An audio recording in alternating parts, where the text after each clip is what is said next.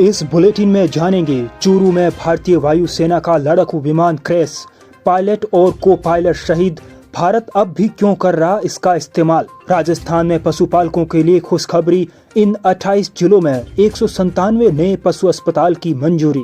राजस्थान की सियासत में पंडित शब्द पर घमासान। उदयपुर फाइल्स पर सुप्रीम कोर्ट का बड़ा फैसला, जाने कन्हैया लाल के बेटे का दिल दहला देने वाला प्रण। राजस्थान में लॉरेंस बिश्नोई गैंग पर बड़ा एक्शन। और आखिर में जानेंगे आज की राजस्थानी चौकी बात।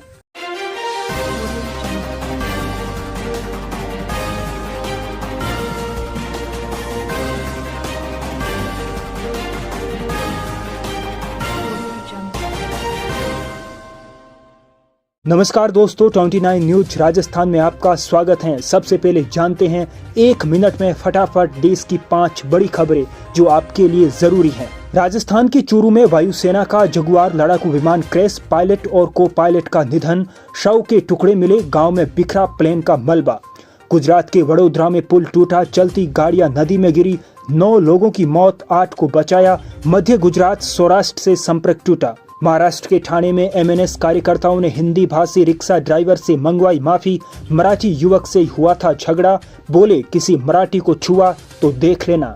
यूपी में भारी बारिश जारी, अयोध्या में घर, वाराणसी में घाट डूबे, प्रयागराज में 4 लोगों की मौत। उत्तराखंड में बादल फटा, एमपी में नर्मदा में बाढ़, नागपुर में नाव से रेस्क्यू। पीएम मोदी को नामीबिया में 21 तोपों की सलामी, एयरपोर्ट पर कलाकारों के साथ बजाया ढोल।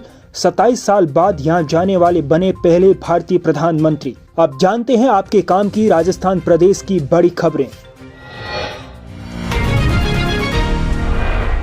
राजस्थान के चूरू में भारतीय वायुसेना का जगुआर फाइटर जेट क्रैश हो गया। इस हादसे में विमान के पायलट और को पायलट शहीद हो गए।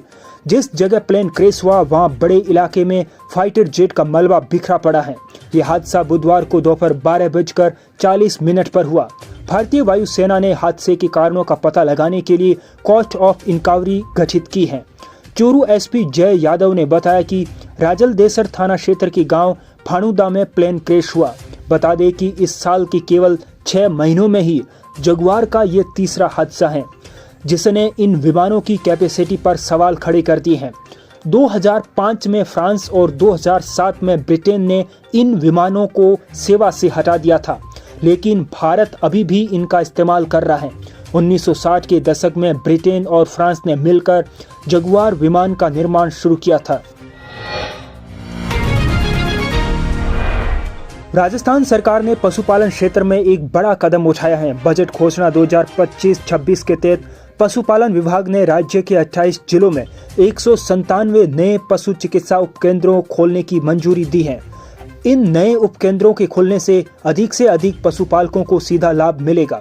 इन नए पशु चिकित्सा उपकेंद्रों के लिए 394 नए पदों का सृजन भी किया गया है। इनमें पशुधन निरीक्षक और पशु परिचर के पद शामिल हैं। इन पदों के लिए प्रशासनिक और वित्तीय स्वीकृति भी जारी कर दी गई है। बाड़मेर में 18, उदयपुर में 17, बीकानेर में 15, जोधपुर में 14, भीलवाड़ा में 13, चित्तौड़ में 11, पाली में 10 स्थान समेत 28 जिलों के कुल 197 जगहों पर ये नवीन पशु चिकित्सा उपकेंद्र खोले गए हैं। इन नवीन पशु चिकित्सा उपकेंद्रों में आवश्यक फर्नीचर और उपकरणों के लिए हर एक उपकेंद्र के लिए 30-30 हजार रुपए की राशि भी स्वीकृत की गई। दक्षिण पश्चिम मानसून के असर से राजस्थान के कई हिस्सों में गुरुवार को एक बार फिर भारी बारिश की गतिविधि बढ़ने की उम्मीद है। अगले कुछ दिनों में प्रदेश के कई स्थानों पर भारी बारिश की संभावना है। मौसम विभाग ने बताया कि बृहस्पतिवार को भरतपुर, कोटा, जयपुर और बीकानेर संभाग में कहीं-कहीं बादल गरज के साथ हल्की से मध्यम बारिश होने और भरतपुर संभाग में 1-2 स्थानों पर कहीं-कहीं भारी बारिश होने की संभावना है।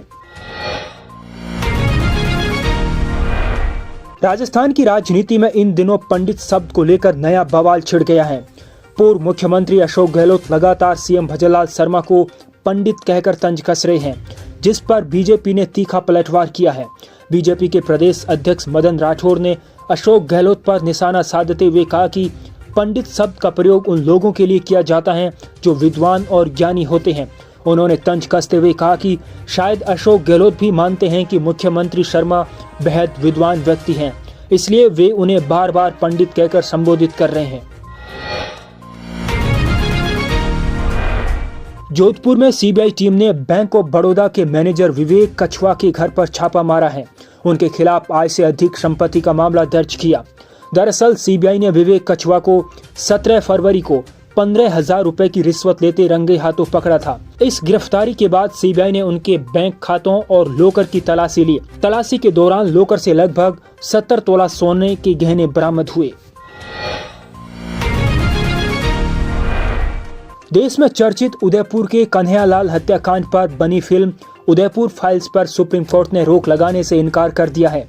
सुप्रीम कोर्ट ने कहा कि यदि आपत्ति है तो हाई कोर्ट जा सकते हैं। दरअसल इस हत्याकांड पर बनी फिल्म उदयपुर फाइल्स 11 जुलाई को रिलीज होने वाली है। रिलीज पर रोक को लेकर इस हत्याकांड के आरोपी मोहम्मद जावेद ने सुप्रीम कोर्ट में याचिका लगाई थी। कन्हैयालाल के बड़े बेटे यश तेली पिता के निधन के 3 साल बाद आज भी अपने 3 प्रण पर अडिग हैं। पहला यह है कि उन्होंने पिता की अस्थियों का विसर्जन नहीं किया है।